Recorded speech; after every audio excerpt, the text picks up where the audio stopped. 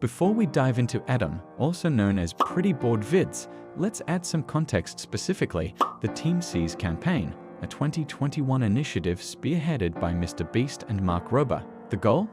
To remove 30 million pounds of trash from oceans, rivers, and beaches. But as time has passed, it's worth asking, did they overpromise? Did the campaign really deliver on its massive hype, or were there cracks in the foundation? Let's start by addressing some common criticisms. One issue is the way Team Seas oversimplified complex environmental problems. The logistics of removing trash from the ocean are far more complicated than the viral campaign may have suggested. While Team Seas did partner with organizations like Ocean Conservancy and the Ocean Cleanup and managed to remove more than 34 million pounds of trash, the question remains, was the broader environmental impact as significant as promised? Now, this isn't to say MrBeast lied about Team Seas, but we have to ask, did the spectacle and viral nature of his content inflate expectations? Was this more about raising awareness or about creating another flashy, feel-good video? It's something viewers should think about. Can large-scale environmental issues really be solved through viral social media campaigns? Now, let's shift gears to Adam. When Adam released his video in support of Team Seas called "Let's Save the Ocean Team Seas," it was clear from the start that the video had no idea what it wanted to be. It seemed like it was supposed to support the cause, but what we got was a chaotic mix of yelling, random lore characters, and jokes that dragged on far too long. We're first introduced to Adam, declaring that he won't leave the ocean until 24 hours have passed. Then, enter one of Adam's many clones, the Sunscreen police. Excuse me, sir. Huh? Do you have a permit for any of this? What am I doing wrong? Is it the illegal shark food, the pile of harpoons? No, you're not wearing sunscreen. Wait, what? That's right, sunscreen. The irony here, Adam would later be caught sunburnt to a crisp in the back of a truck during a MrBeast challenge, so it seems like the lesson about sunscreen didn't really stick.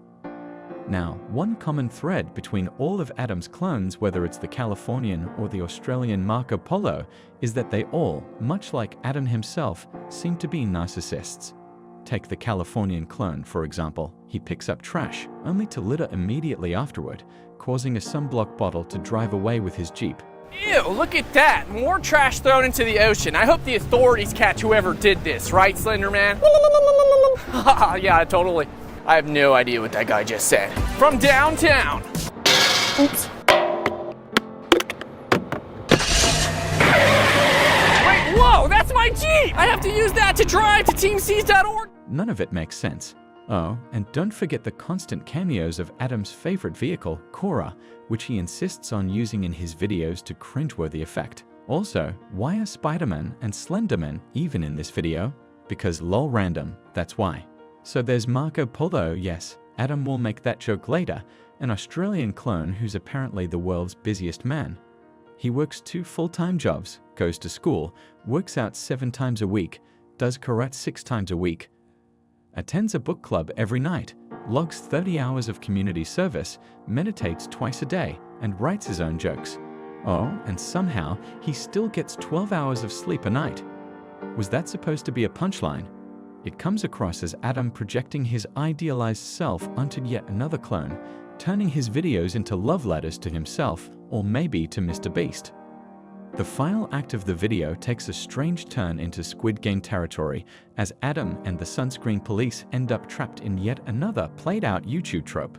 All right, it's time to get you out of here. No, wait, I can't leave. Yes, you can. Come on. No, I'm not allowed to leave. Oh, yeah, and why not? Because I'm in Squid Game. Wait, whoa, when did you put that suit on? The same time you did.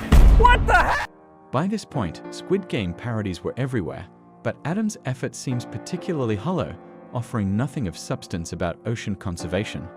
One of the big jokes of the video, the Sunscreen police asking, "Oh my God, what's the childhood game we have to play, Marco Polo?" Yeah?